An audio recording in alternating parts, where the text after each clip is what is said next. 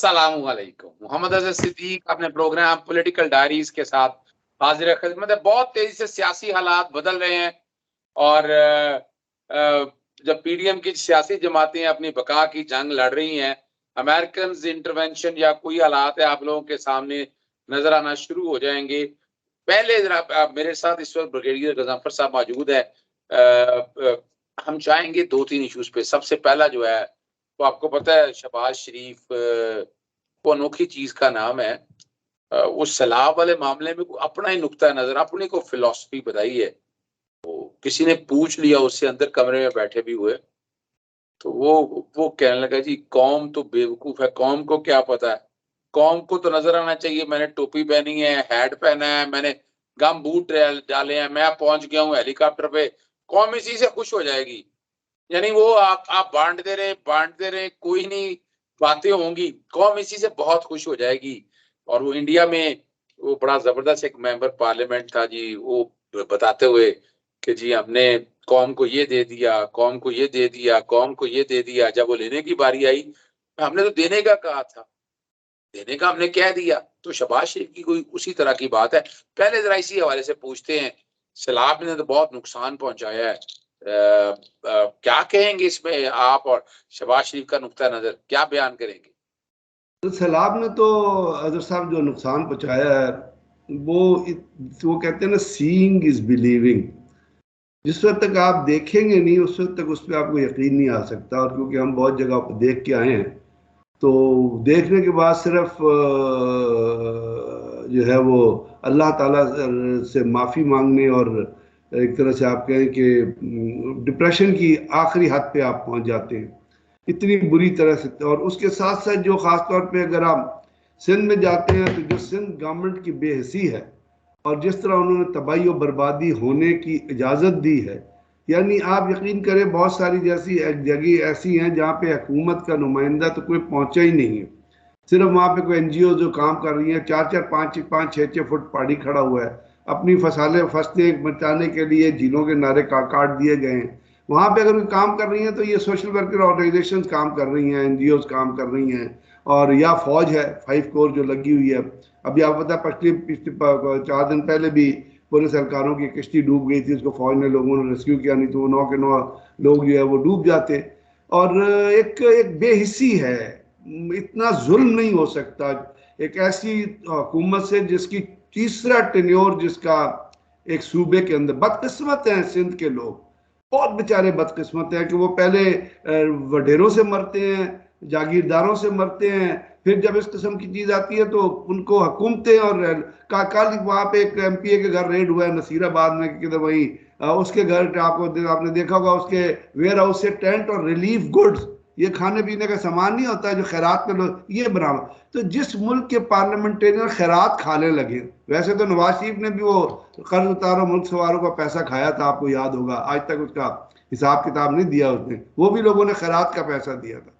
अब उसके ऊपर शहबाज शरीफ की मंतक सुने, बजाय इसके कि वो चीज को रियलिटी में, वो लोगों को मतलब एक फनी वीडियो जो है लोगों ने लोड की है कि वो फरमाते हैं, पता नहीं ये वो जो है नेशनल ज्योग्राफिक वाले ये अपने नए निसाब में शामिल करेंगे, या जियोलॉजी वालों को ये अपने निसाब में डालना पड़ेगा ये मंतक, या पाकिस्तान में एमएससी ज्योग्राफी जो करते हैं उनको ये मंतक डालनी पड़ेगी अपने सलाह उसमें उसमें कि वो फरमाते हैं, उनकी मेंटल लेवल तो देखिए कि कहाँ पर है। वो कहते हैं भाई ये दरियाई सैलाब नहीं है, ये बारिशी सैलाब है। दरियाई सैलाब, बारिशी सैलाब, यानी हमने रेन इमरजेंसी सुनी थी, बारिशी सैलाब नहीं सुना था। वो कहते हैं दरियाई सैलाब नहीं है ये बात। दूसरा उन्होंने जो 2 नुक्ते जोड़े हैं, वो सोचिए जरा, क्या कोई अक्लमंद या कोई बेवकूफ शख्स वो नुक्ते जोड़ता है? वो कहता है भाई ये खलीज बंगाल, खलीज बंगाल से उठता है, वहां से ये मोटरवे के ऊपर, हाईवे के ऊपर चलता है, ये कश्मीर अपना कश्मीर में आ जाता है, कश्मीर से ये इंडस वैली के अंदर आ जाता है, और ये दरिया से ये सैलाब बारिशी सैलाब बन जाता है। ये प्राइम मिनिस्टर है जो आपका ये कह रहा है, तो दुनिया इसको कोट कर रही है कि जी पाकिस्तान में जो है वो बारिशी सैलाब आ गया है, दरियाई सैलाब नहीं आया। तो ये तो इनकी, जब इनकी अक्लमंदी का ये आलम हो कि दरियाई सैलाब, बारिशी सैलाब, खलीज बंगाल, खलीज, यानी ये अक्लमंदी की हद ये है इनको शायद ये पता नहीं है कि पाकिस्तान के जितने रिवर्स हैं उनका कैचमेंट एरिया जो है, यानी तमाम के तमाम कश्मीर से निकलते हैं, उनका कैचमेंट एरिया जिसको आप कहते हैं वो कश्मीर में, वहां पे जब बारिश होती है, कैचमेंट एरिया में बारिश होती है, या पाकिस्तान में ऊपर से आजकल क्लाइमेट चेंज की वजह से जो ग्लेशियर प्लेग रहे हैं और ग्लेशिएटेड बस्ट जो हो रहा है, वो कॉज बनता है सैलाब का, कि वहां कैचमेंट एरिया जो बारिश होती है पानी मार। लेकिन अब तो कश्मीर के अंदर इंडिया ने इतने डैम बना दिए, 6 डैम जो बना दिए हैं, झेलम, रावी, ब्यास, सब के वो सारे का सारा पानी रोक लेते हैं। उन्होंने पानी अभी रिलीज नहीं किया, अभी कल परसों खबर आ रही थी कि गालबन वो पानी दी। ये तो तमाम वो इलाका है जो पाकिस्तान, जैसे कोहे सुलेमान पे बारिश हुई, अब कोहे सुलेमान के अंदर बहुत नाले हैं, उन नालों के अंदर पानी आया, पानी से नीचे वो किसी जगह कैचमेंट एरिया में किसी जगह तो आगे चलेगा। तो हमने ये नई मंतक सुनी है कि खलीज बंगाल में ये बारिशें हो रही हैं, वहां से कश्मीर में आ जाती हैं, कश्मीर वाले इनको जफा नहीं मारते, वो कहते चलो चलो पाकिस्तान चलो। तो ये है जनाब।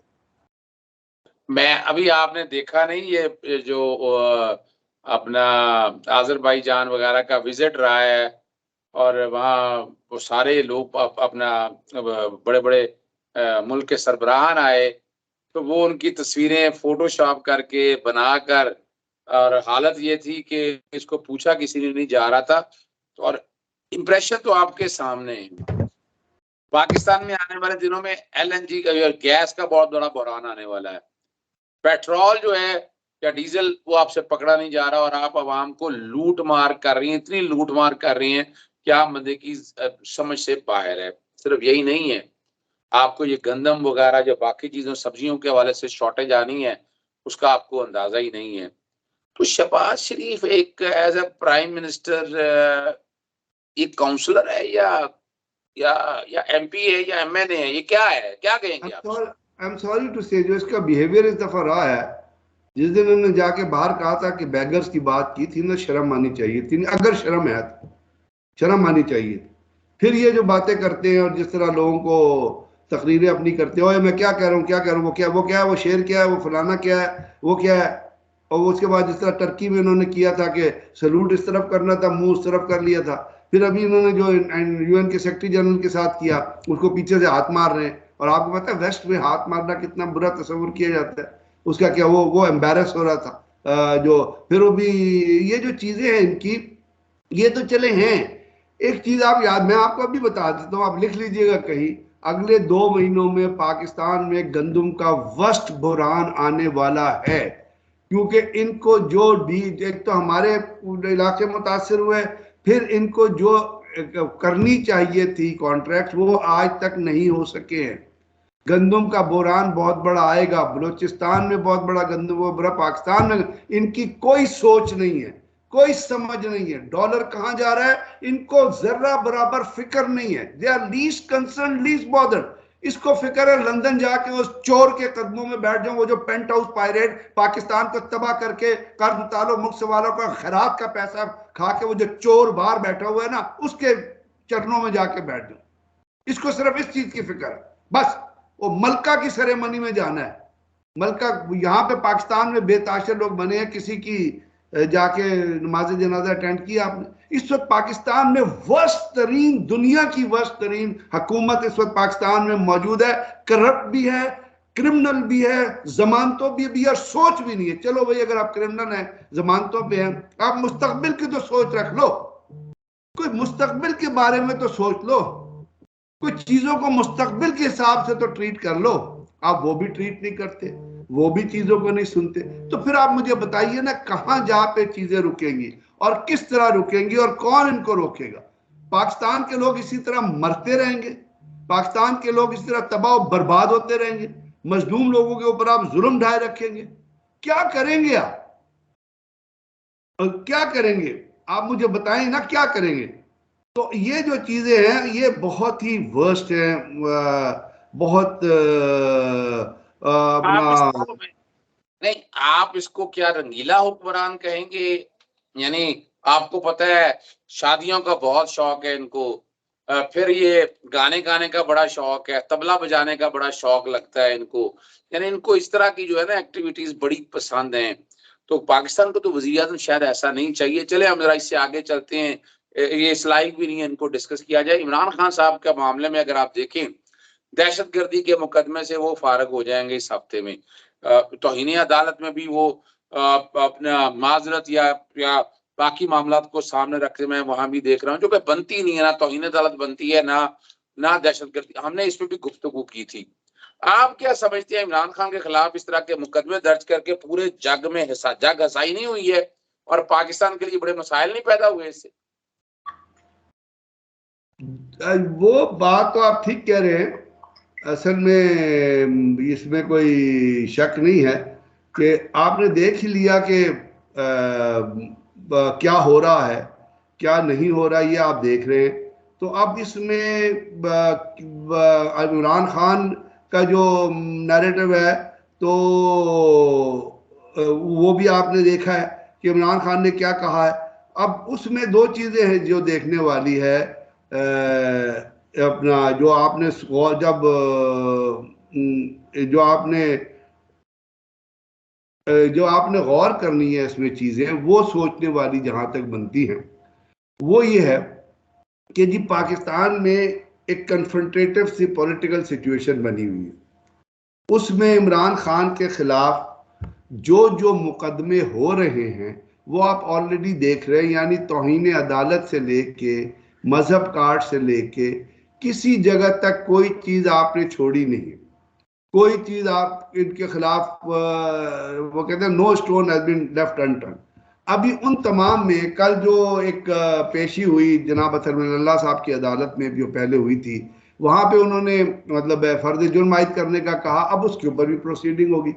कल जो कुछ परसों जो अपना पाकिस्तान के प्रेसिडेंट का जो इंटरव्यू था, उस इंटरव्यू के अंदर उन्होंने जिस तरह चीज़ों को के ऊपर रोशनी डाली, और ये इमरान खान ने उसके बाद ये बात की कि जी पाकिस्तान में माशी इस्तेहकाम उस वक्त तक नहीं आएगा जिस वक्त तक आप सियासी इस्तेहकाम क्रिएट नहीं करेंगे।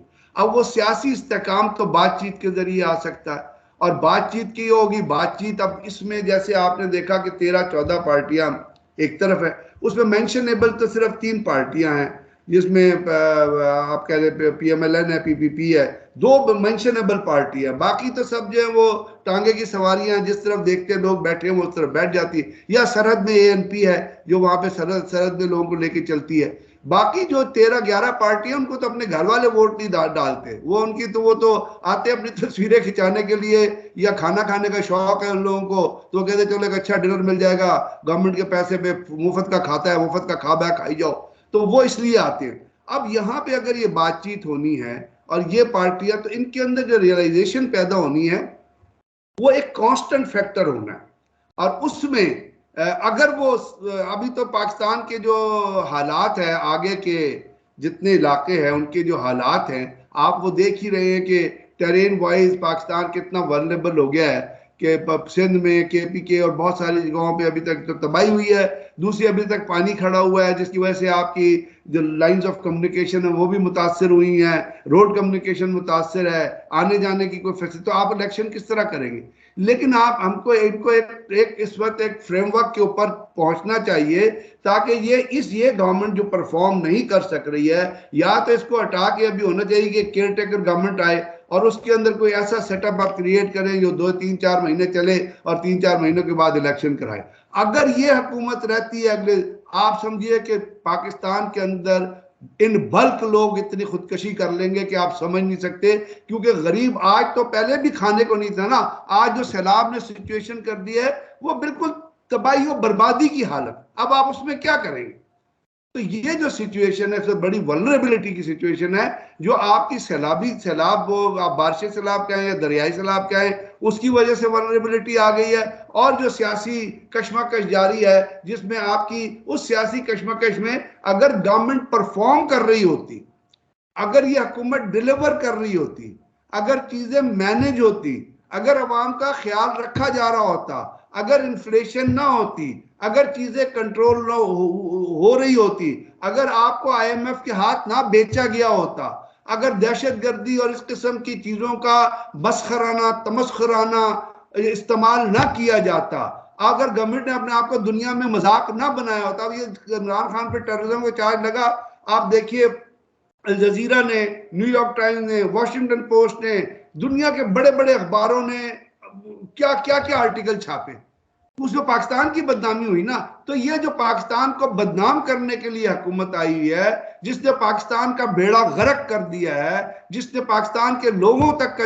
अगर वो परफॉर्म कर रही होती तो हो सकता है लोग थोड़ा सुकून का सांस ले लेते, या हम ये डिलीवर कर एक्सपेक्ट करते कि आने वाले दिनों में हालात बेहतर हो जाएंगे, लेकिन इस कंडीशन मैं चूंकि प्रोग्राम हमारा ज्यादा लंबा हो गया है, आखिर में बस एक बात नाजरीन से जरूर करना चाहता हूँ।